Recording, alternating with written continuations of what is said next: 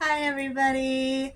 I have been reading some very amazing books, and I just wanted to share a review on some of them. So, these three books are part of a larger series, which is one of my favorite series as of right now, and from Amber Gabriel. She is right now one of my favorite authors.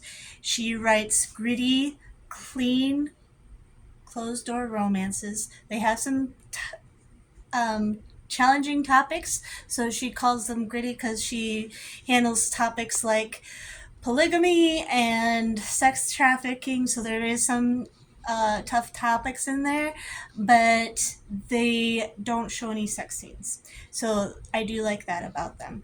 And I wanted to talk to you specifically about these three books because they follow Bashalis, and she's been like one of my favorite characters in this story. And so I wanted to review them for you. So, In Search of Magic Fire is where we are first introduced to Bashalis. She is the princess of Cerecia, which none of the surrounding countries really like because the kings of Cerecia have been pretty mean and brutal to the other countries, pirating the ships and whatnot. And we first see Bashalis in Search of Magic Fire because Talia and Stellan are coming into Cerecia as spies to try and discover the secret to Cerecia's super weapon. And Talia comes into contact with Bashalis in a whole convoluted set of scenes. But Bashalis is the princess, the sister of the king of Cerecia. And so Talia becomes a servant to Bashalis for a little while. And all we really know about Bashalis is that she has albinism, and she I, I, it's hard to tell who she is really in this story, but we meet her more in the Throne of Cerecia. And in this story, Shish, her brother, who is the king of Cerecia, is doing some bad things. Um, he's kind of a tyrannical king, and not even his subjects like him. There's food shortages, and his army is doing nasty things to the subjects, and there is an underground movement to try and dethrone him. And the Chalice, who we start to kind of see as she's kind of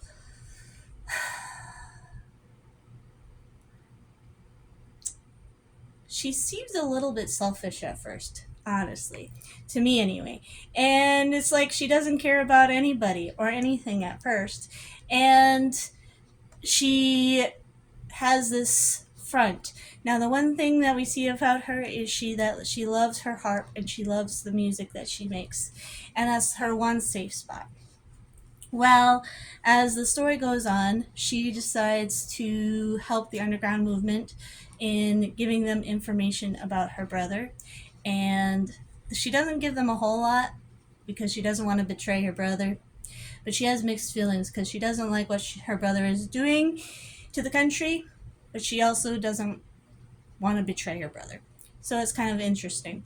And then she decides that, well, Shish is becoming confused by all of her actions because she seems unpredictable and he doesn't like that, so he locks her up into a tower. And then some people from the underground movement rescue her, and Shish does not like that she has escaped and is doing nasty things.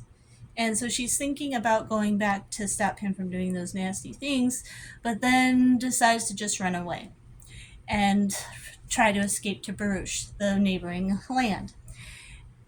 And so she goes on this journey with a woman who's from a leper colony because Nobody wants to be around Bashalis because she's the sister to the king, and nobody likes lepers. So it ends up being kind of a interesting teammate process.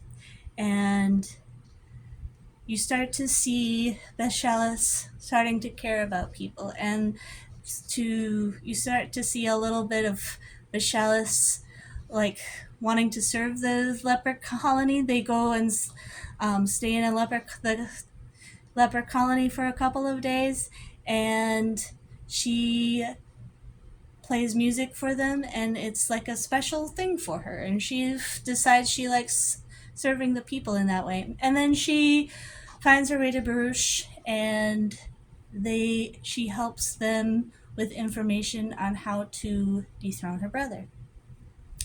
Then the Princess of Everywhere.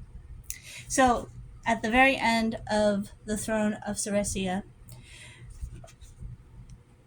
her brother King Shish has been dethroned, and the underground movement and the Prince of Baruch have made this agreement for asylum for Shish and Bashalis, that they will go and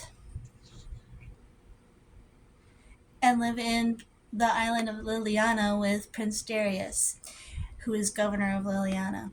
And that's the asylum agreement for former King Shish and Princess Bashalis. And part of the agreement is that they have to have a handler from the underground movement in Cerecia, sends a handler. His name is Hatch. And that's an interesting development in the story, because Hatch seems to have feelings for Bashalis, but he's not willing to do anything about them, because he says he has a vow where he can't do anything about it, and he's more than he seems. Like, for the longest time, I wasn't sure if he was a bad guy or if he was a good guy, and he seemed like a really kind, loving, caring guy who wanted to take care of Bashalis. And then there were certain things that I'm like, who is this guy, and why is he like that? Is he a bad guy? Wasn't sure. And then he is like, I can't do this anymore. He had feelings for Bashalis, and he wanted to go away, so he told the underground movement that they needed to get a new handler for Shish and Bashalis, and he lets Shish and Bashalis know, and that he can't be their handler anymore, and that he has to leave. Well, Bashalis is like, no, let us go with you.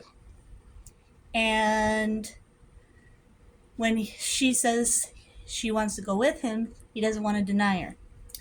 And so he's like, okay. So they're going to travel away. And so Hatch has to tell Prince Darius this and ask for permission. And at first Prince Darius is like, nope, doesn't sound like a good idea. I don't like this. That sounds shady. I don't even know who you are. And Hatch is like, I can't tell you, but you gotta talk to your sister, the queen, about the boy that she taught Baruchis to.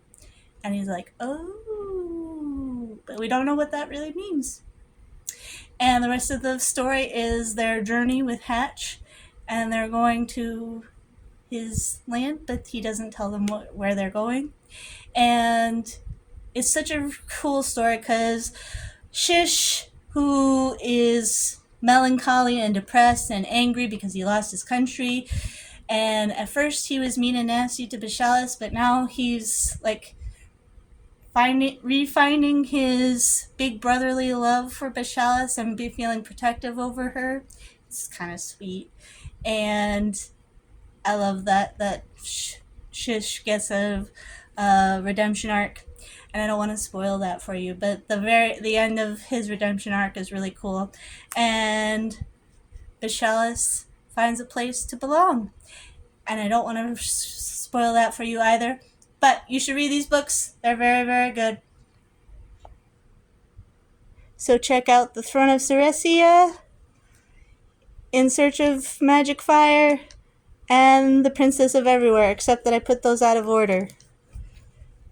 It goes like this: In Search of Magic Fire, The Throne of Cerecia, and The Princess of Everywhere. And these are actually in the middle of a longer series, the Edge of the Sword series, and it's a great series, so you should check out the entire thing. I love them. They're really good. Very great plot. Contention between the characters and whether or not you don't know some of the characters are good or bad, and that's just really interesting. And just beautiful plots and conflicts. And I love how she resolves them. So check them out. God bless. Bye.